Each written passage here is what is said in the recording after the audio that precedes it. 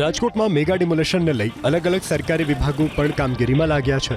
પીજીવીસીએલની ટીમે ડિમોલેશન સ્થળ પર લોકોના ઘરોના વીજ કનેક્શન કાપી નાખ્યા છે, તો પોલીસ વિભાગને સાથે રાખી પીજીવીસીએલ અને જીએસપીસીના કર્મચારીઓ કામગીરી કરી રહ્યા છે. જે મકાનોને ધ્વંસ કરવામાં આવશે તેમાં માર્કિંગ પણ કરી દેવામાં આવ્યું છે. છેલ્લા 70 વર્ષથી જંગલેશ્વર વિસ્તારમાં રહેતા જેનુબેન મોગલે એબીપી અસ્મિતા સાથે વાત કરતા કહ્યું કે આજી નદીની આજુબાજુ પહેલાં ખુલ્લી જગ્યા હતી. 2 માળનું મકાન હોવા છતાં હવે અમારે ભાડે રહેવા જવું પડશે. જેનુબેન અને તેના પરિવારે સ્વયંભૂ પોતાનું મકાન ખાલી કર્યું છે. ડેમોલેશન પહેલા મનપાના regional commissioner, deputy commissioner, town planning વિભાગ સહિતના અધિકારીઓ પણ ઘટના સ્થળે પહોંચ્યા. પોલીસ બંદોબસ્ત વચ્ચે અધિકારીઓએ અલગ અલગ વિસ્તારની તપાસ કરી.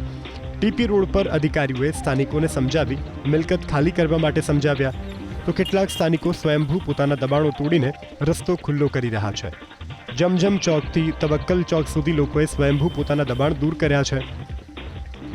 અમુક મકાનો 50% જ કપાતમાં આવતા હોવાથી જાતે જ દબાણો હટાવવાની કામગીરી કરી રહ્યા છે.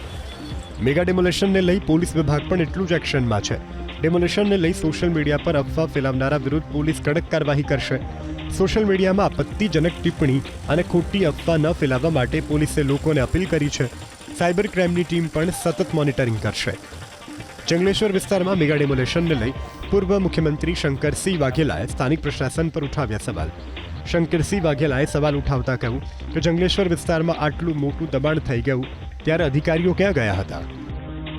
જે બન્યું એમાં તમે ક્યાં હતા? ગઈકાલે કેમ કોઈ નહોતું? અને અનેક ગરીબ લોકોની મૂડી આખી જિંદગીની પસીનાની કમાણી તમે તોડી નાખો છો.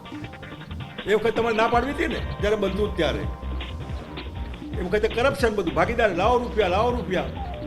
અત્યારે બી રૂપિયા એનું નથી તૂટતું. એનું રિયલી જંગલ રાજ છે.